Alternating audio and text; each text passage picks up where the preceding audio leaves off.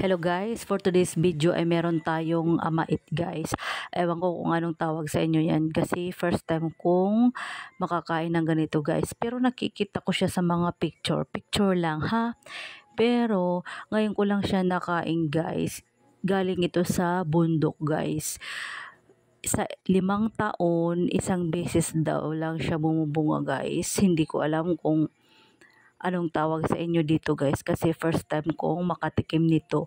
Maano siya guys, maasim siya at saka yung buto niya hindi daw pwedeng kainin at isasawsaw siya sa asin guys. Ayan, tingnan nyo naman yung mukha ko guys kung paano maasim-asim guys kasi kaya curious lang ako guys kasi first time kong makakain ng ganito guys. Nakakain na ba kayo ganito guys? Sa Tagalog daw guys, native duhat daw to.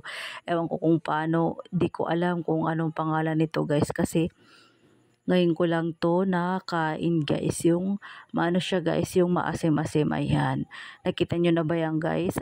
Yung kulay violet guys at saka ano siya guys, yung butas sa gitna. Ha, butas sa gitna. Ayan, kasi ano nga tayo guys, ngayon lang natin nakita to. Syempre kumain tayo kasi kinakain daw to sabi nila kasi nung mga bata pa daw sila ito daw yung kinakain nila. Simula noon, ngayon lang ako nakakita nito guys at nakakain. Ayan. How many years? Ngayon lang ako nakakain ng ganito guys. Nakakain na ba kayo nito guys? Ano ba tawag sa inyo dito guys? Kasi ako parang ano ko siya guys. Ayan o, tingnan nyo parang tanga ha, tanga. Ayan, maano siya guys, maasim siya. Tsaka yung kamay mo nagkukulay violet. Ayan, kasi dumidikit yung ano niya. Pati yung balat daw niya guys, kinakain. Wag lang kainin daw yung guys, yung buto. Ayan.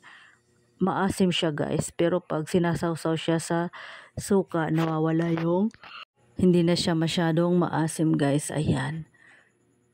First time kong makakain ng ganito guys. Nakakain na ba kayo nito guys? Ayan. For today's video ay mag-ano tayo guys. Kumain tayo ng duhat. Duhat daw sa native. Ewan ko guys sa inyo kung ano ba tawag sa inyo nito guys.